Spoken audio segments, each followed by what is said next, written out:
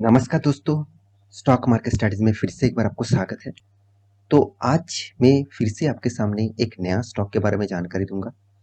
तो वीडियो को पूरा देखना, क्योंकि ये जो स्टॉक है बहुत सारे दोस्तों ने कमेंट किया और मैं भी चाहता था इस कंपनी के ऊपर एक बार आपको एक डिटेल्स वीडियो बना के दूं। तो मैं कोशिश करूंगा ज़्यादा से ज़्यादा जानकारी आपको देने के लिए, क्योंकि 10 मिनट का वीडियो में मैं उसी टॉपिक के ऊपर बात करूंगा जो टॉपिक्स आपको इस कंपनी के बारे में ज़्यादा से ज़्यादा जानकारी देंगे। तो ज़्यादा बात नहीं करके वीडियो को आगे ले जाता है। तो वीडियो को पूरा देखने से पहले मैं ज़रूर रिक्वेस्ट करूंगा, अभी तक बहुत सारे दोस्तों ने स्टॉक मार्केट को, इस चैनल को आपने ज्वाइन नहीं किया, मतलब सब्सक्राइब नहीं किया, तो सब्सक्राइब जरूर कर लीजिएगा और इसी तरीके से वीडियो पाने के लिए कंटिन्यू रहेगा मेरे साथ। तो ऑल बटन में क्लिक करिए, नोटिफिकेशन में क्लिक करिए। तो चलो देख लेते हैं आज के स्टॉक के बारे में। तो सबसे पहली बात, देखिए मैं पिछले दिनों के चार्ट पैटर्न आपको स्क्रीनशॉट लेके रखा हो। क्यों? क्योंकि इस चार्ट पैटर्न को देखने के बाद ही ज़्यादातर लोग मुझे कमेंट करिए किया है कि सर इस कंपनी के ऊपर वीडियो बना लीजिए। देखिए कंपनी कौन सा है? L&T finance holding. तो आप सभी जानते हैं एल&टी ग्रुप की एक कंपनी है। तो फिर भी आप कहेंगे सर एल&टी ग्रुप से जुड़े हुए कंपनी है मतलब बेस्ट होगा। ऐसे बिल्कुल नहीं। टाटा के साथ जुड़े हुए बहुत सारे कंपनीज है, रिलायंस के साथ जुड़े हुए बहुत सारे कंपनीज है। क्या इसका मतलब ये हो गया कि सारे के सारे कंपनी 100% अच्छे हैं? सारे के सारे कंपनी 50% से भी ज़्यादा अच्छा है? ऐसे बिल्कुल नहीं। बहुत सारे कंपनीज है जो टोटली डूब चुके हैं, मतलब कभी भी कभी ना कभी कंपनी बंद भी हो सकते हैं।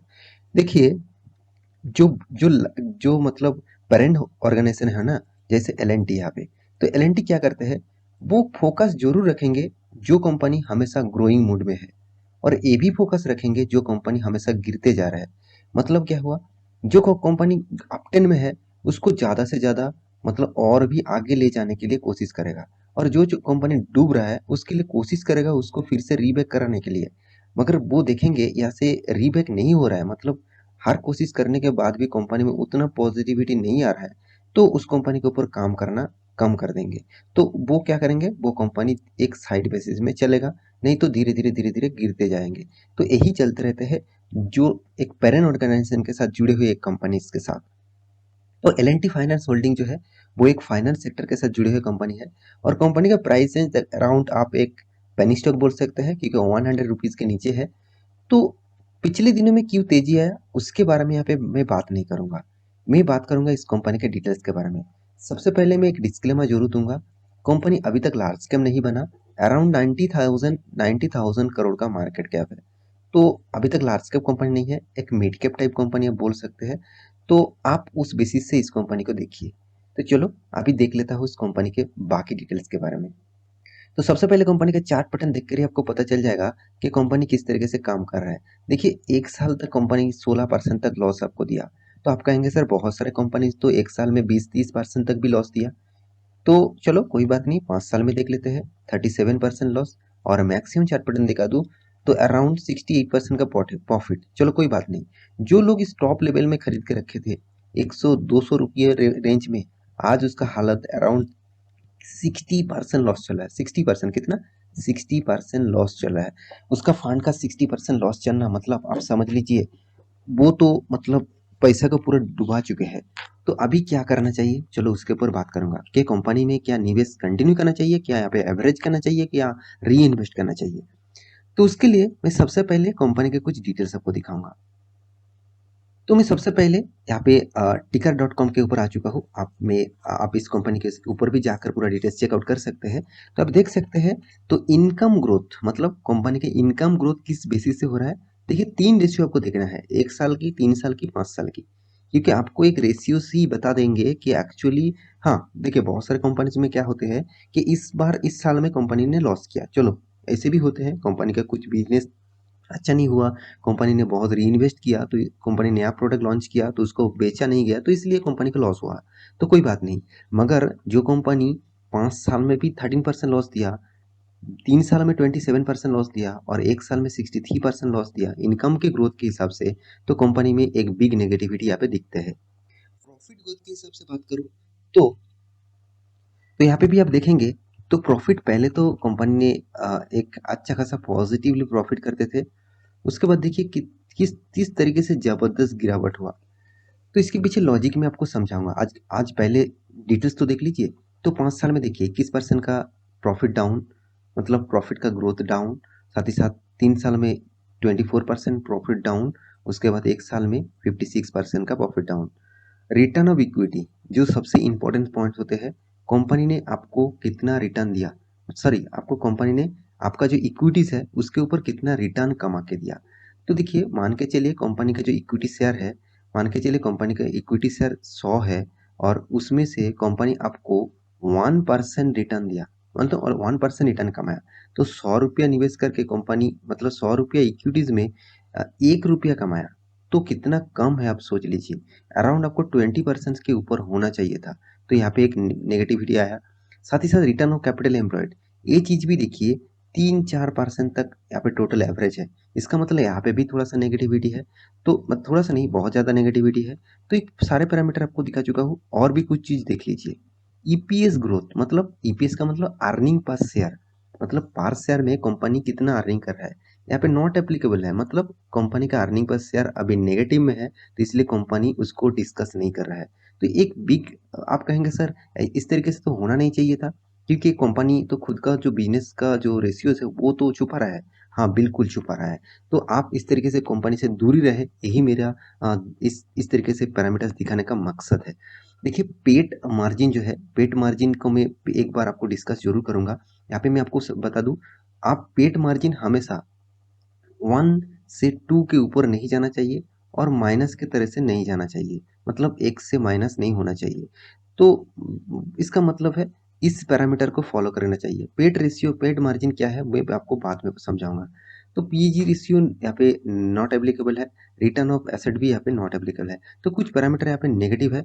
और होल्डिंग देख लीजिए, प्रोमोटर के पास 66% है। आप कहेंगे सर प्रोमोटर के पास तो इतना शेयर है, तो आप क्यों फिर इस कंपनी के ऊपर नेगेटिव बता रहे हो। देखिए एफ के पास कितना 6%, डीएस के पास कितना 4%, पब्लिक कितना 22%। तो देखिए मैं कंपनी के खिलाफ नहीं हूँ, मैं आपको फिर से बता रहा हूँ, मैं कोई भी कंपनी के खिलाफ नहीं हूँ। कंपनी जिस तरीके से बिजनेस कर रहे हैं वो कंपनी के लिए कुछ नेगेटिविटी पॉजिटिविटी यहाँ पे बता जा रहा है। तो आप कितना, आपको इस कंपनी के ऊपर निवेश करना है कि नहीं है, वो आप खुद डिसीजन ले लेंगे। तो देखिए मार्केट कैप में पहले बता चुका हूँ, पी रेशियो 18 है, मतलब एक रीजनेबल प्राइस में है। चलो कोई बात नहीं। इंडस्ट्रीज पी रेशियो 26 है। कंपनी ने इनकम भी किया, ऐसे नहीं कि कंपनी लॉस किया, 1000 करोड़ का इनकम किया।